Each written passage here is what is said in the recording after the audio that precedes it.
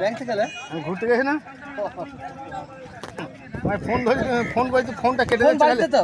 কি ফোনটা কেটে দিয়েছে গেলে? ফোন বাড়িতে, আমার কাছে ফোন নাই তো।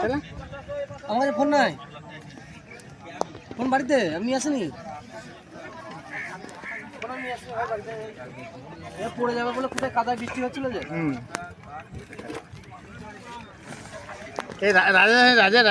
রাজেশ বাড়ি গেছে ভাত খেতে।